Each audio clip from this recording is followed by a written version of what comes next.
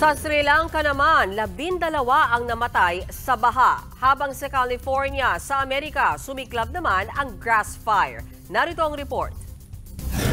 Nasusunog ang burol na ito sa California sa Amerika. Mabilis na kumalat ang apoy na nagsimula noong Sabado.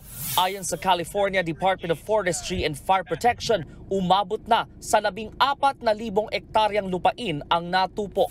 Pahirapan sa pag-apula ang mga bumbero dahil sa matinding init. Mabilis na nagliyab ang mga tuyong damo. 2 bumbero ang nagkasugat.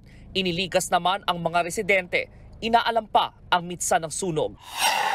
Nagmistulang ilog naman ang ilang lugar sa Sri Lanka. May ilang bahay na lubog sa baha. Bumuhos kahapon ang malakas na ulan doon. 12 ang namatay, habang 5 ang nawawala. Aabot sa 40,000 residente ang apektado. Tatagal pa raw ang pag-ulan sa mga susunod na araw. Nagbabalita mula sa Frontline, Brian Basa, News 5. Mga kapatid, may Los Baños po. Huwag magpahuli sa mga balita at impormasyong dapat ninyong malaman. Para sa mas malawak na balitaan at diskusyon, mag-follow at mag-subscribe sa social media pages ng News 5.